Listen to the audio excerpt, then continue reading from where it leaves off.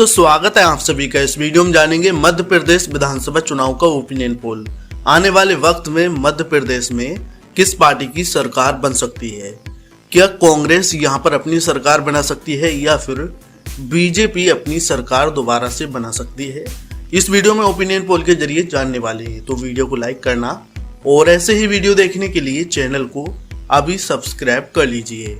और सबसे पहले कमेंट करके बताइए आपको क्या लगता है, क्या कांग्रेस यहां पर अपनी सरकार बना सकती है या फिर बीजेपी अपनी? कमेंट करके जरूर बताइए। दोस्तों मध्य प्रदेश में 2023 में विधानसभा चुनाव होने हैं। यहां पर कुल सीटों की बात करें तो यहां पर कुल 230 विधानसभा सीटें हैं और बहुमत के लिए 116 सीटों की जरूरत होती है। जिस पार्टी के पास 116 सीटें होंगी वह मध्य प्रदेश में अपनी सरकार बना सकता है। अभी की बात करें तो यहाँ पर अभी बीजेपी की सरकार है और शिवराज सिंह चौहान मध्य प्रदेश के मुख्यमंत्री हैं। हालांकि 2018 में जब विधानसभा चुनाव हुए थे तो यहाँ पर कांग्रेस की सरकार थी और जब यहाँ पर जो ज्योतिरादित्य सिंधिया हैं वह बीजेपी में शामिल हो गए कांग्रेस से, फिर कांग्रेस की सरकार गिर गई और बीजेपी ने अपनी सरकार बना ली। अब चलिए देखते हैं ताजा ओपिनियन पोल अब क्या हो सकता है आने वाले वक्त में। सबसे पहले बात करें भिंड जिले की, तो यहाँ पर 5 सीटें हैं। इन 5 सीटों में से बीजेपी को 2 सीटें मिल सकती हैं। कांग्रेस के खाते में 3 विधानसभा सीट जा सकती हैं। अगला जिला है मुरैना, यहाँ पर 6 सीटें हैं। इन 6 सीटों पर कड़ा मुकाबला देखने को मिल सकता है। बीजेपी को 3 सीटें मिल सकती हैं। 3 सीट कांग्रेस के खाते में जा सकती हैं। शिवपुर में 2 सीटें हैं और ये दोनों सीट कांग्रेस को मिल सकती हैं। वहीं अगले जिले की बात करें, अगला जिला है ग्वालियर, यहाँ पर हैं 6 सीटें। इन 6 सीटों में से बीजेपी को 2 सीटें मिल सकती हैं। कांग्रेस के खाते में 4 विधानसभा सीट जा सकती है। अगले जिला है दतिया, यहाँ पर है 3 सीटें। इन 3 सीटों में से 2 बीजेपी को मिल सकती हैं, 1 सीट कांग्रेस के खाते में जा सकती है। शिवपुरी में है 5 सीटें। इन 5 सीटों में से बीजेपी को 1 सीट मिल सकती है, जबकि कांग्रेस के खाते में 4 विधानसभा सीट जा सकती हैं। अगला जिला है गुना, यहाँ पर 4 सीटें हैं। इन 4 सीटों में से 1 बीजेपी को मिल सकती है, 3 सीट कांग्रेस को मिल सकती हैं। अशोकनगर में 3 सीटें हैं। इन 3 सीटों में से बीजेपी को 2 सीटें मिल सकती हैं, 1 सीट कांग्रेस को मिल सकती है। अगला जिला है टीकमगढ़, यहाँ पर है 4 सीटें। इन चारों सीटों पर कड़ा मुकाबला देखने को मिल सकता है। 2 सीट बीजेपी को मिल सकती हैं, 2 सीट कांग्रेस के खाते में जा सकती हैं। निवाड़ी में 1 सीट है और ये 1 सीट कांग्रेस को मिल सकती है। अगला जिला है छतरपुर, यहाँ पर 6 सीटें हैं। इन 6 सीटों में से बीजेपी को 2 सीटें मिल सकती हैं, जबकि कांग्रेस को 4 विधानसभा सीट मिल सकती हैं।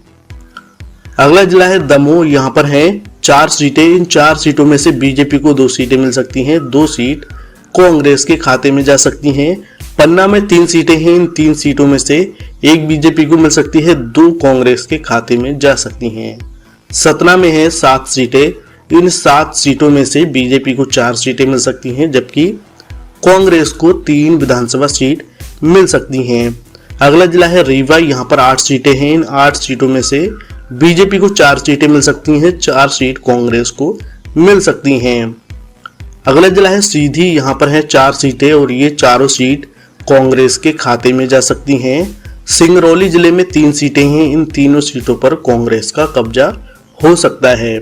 शहडोल में भी 3 सीटें हैं। ये तीनों सीटें भी कांग्रेस के खाते में जा सकती हैं। अनूपपुर में 3 सीटें हैं। इन 3 सीटों में से 1 सीट बीजेपी को मिल सकती है, 2 सीट कांग्रेस को मिल सकती हैं। अगला जिला है उमरिया, यहाँ पर है 2 सीटें और ये दोनों सीट कांग्रेस को मिल सकती हैं। अगला जिला है कटनी, यहाँ पर 4 सीटें हैं। इन 4 सीटों में से 2 सीट बीजेपी को मिल सकती हैं, 2 सीट कांग्रेस के खाते में जा सकती हैं। अगला जिला है जबलपुर, यहाँ पर है 8 सीटें। इन 8 सीटों में से बीजेपी को 4 सीटें मिल सकती हैं, जबकि 4 सीट कांग्रेस के खाते में जा सकती हैं। तो अगला जिला है डिंडोरी, यहाँ पर है 2 सीटें और ये दोनों सीट कांग्रेस के खाते में जा सकती हैं। मंडला में है 3 सीटें। इन तीनों सीटों पर कांग्रेस का कब्जा हो सकता है। बालाघाट में है 6 सीटें। इन 6 सीटों में से 2 बीजेपी को मिल सकती हैं, 4 सीट कांग्रेस के खाते में जा सकती हैं। अगला जिला है सिवनी, यहाँ पर है 4 सीटें। इन 4 सीटों में से 2 बीजेपी को मिल सकती हैं, 2 सीट कांग्रेस के खाते में जा सकती हैं। वहीं अगले जिले की बात करें नरसिंहपुर, यहाँ पर है 4 सीट और इन 4 सीटों में से 2 बीजेपी को मिल सकती हैं, 2 सीट कांग्रेस के खाते में जा सकती हैं। अगला जिला है छिंदवाड़ा, यहाँ पर है 7 विधानसभा सीट। इन 7 सीटों में से 2 बीजेपी को मिल सकती हैं, जबकि 5 सीट कांग्रेस के खाते में जा सकती हैं। अगला जिला है बैतूल, यहाँ पर है 5 सीटें। इन 5 सीटों में से 2 बीजेपी को मिल सकती हैं, जबकि 3 सीट कांग्रेस के खाते में जा सकती हैं। हरदा जिले में 2 सीटें हैं, दोनों सीटों पर बीजेपी का कब्जा हो सकता है। होशंगाबाद में है 4 सीटें, इन चारों सीटों पर कांग्रेस का कब्जा हो सकता है। अगला जिला है रायसेन, यहाँ पर 4 सीटें हैं। इन 4 सीटों में से 1 बीजेपी को मिल सकती है, 3 सीट कांग्रेस को मिल सकती हैं। अगला जिला है विदिशा, यहाँ पर है 5 सीटें। इन 5 सीटों में से बीजेपी को 2 सीटें मिल सकती हैं, कांग्रेस को 3 विधानसभा सीट मिल सकती हैं। अगला जिला है भोपाल, यहाँ पर है 7 सीटें। इन 7 सीटों में से बीजेपी को 2 सीटें मिल सकती हैं, 5 सीट कांग्रेस को मिल सकती हैं। सीहोर में 4 सीटें हैं, इन 4 सीटों में से 2 सीट बीजेपी को मिल सकती हैं, 2 सीट कांग्रेस के खाते में जा सकती हैं। अगला जिला है राजगढ़, यहाँ पर 5 सीटें हैं। इन 5 सीटों में से 1 बीजेपी को मिल सकती है, 4 सीट कांग्रेस के खाते में जा सकती हैं।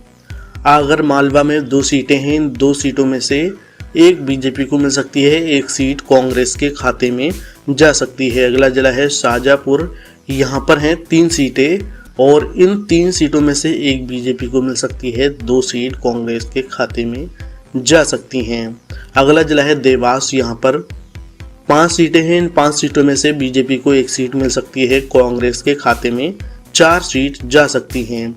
अगला जिला है खंडवा, यहाँ पर 4 सीटें हैं और ये चारों सीट कांग्रेस के खाते में जा सकती हैं। अगला जिला है बुरहानपुर, यहाँ पर हैं 2 सीटें और इन दोनों सीटों पर कांग्रेस का कब्जा हो सकता है। खरगोन में है 6 सीटें। इन 6 सीटों में से बीजेपी को 4 सीटें मिल सकती हैं, कांग्रेस को 2 सीट मिल सकती हैं। बड़वानी जिले में है 4 सीटें। इन 4 सीटों में से बीजेपी को 2 सीट मिल सकती हैं, कांग्रेस को 2 सीट मिल सकती हैं। अगला जिला है अलीरापुर, यहाँ पर है 2 सीटें और इन दोनों सीटों पर कांग्रेस का कब्जा हो सकता है। अगला जिला है झाबुआ, यहाँ पर है 3 सीटें और ये तीनों सीट कांग्रेस के खाते में जा सकती हैं। अगला जिला है धार, यहाँ पर है 7 विधानसभा सीट। इन 7 सीटों में से बीजेपी को मिल सकती हैं 4 सीट, कांग्रेस को 3 सीट मिल सकती हैं। वहीं इंदौर की बात करें, यहाँ पर 9 सीटें हैं। 9 सीटों में से बीजेपी को 4 सीट मिल सकती हैं, कांग्रेस को 5 विधानसभा सीट मिल सकती हैं। अगला जिला है उज्जैन, यहाँ पर 7 सीटें हैं। इन 7 सीटों में से बीजेपी को 2 सीटें मिल सकती हैं, कांग्रेस को 5 विधानसभा सीट मिल सकती हैं। अगला जिला है रतलाम, यहाँ पर हैं 5 सीटें और इन 5 सीटों पर कांग्रेस का कब्जा हो सकता है। अगला जिला है मंदसौर, यहाँ पर हैं 4 सीट और इन चारों सीटों पर कांग्रेस का कब्जा हो सकता है। अगला जिला है नीमच, यहाँ पर है 3 सीटें और इन 3 सीटों में से 1 बीजेपी को मिल सकती है, 2 सीट कांग्रेस के खाते में जा सकती हैं। तो दोस्तों यहाँ पर सभी 230 विधानसभा सीटों का ओपिनियन पोल निकल कर आ चुका है। जैसा कि आप देख सकते हो, इन 230 विधानसभा सीटों में से बीजेपी को मिल सकती हैं 77 विधानसभा सीटें, कांग्रेस को मिल सकती हैं 153 विधानसभा सीटें।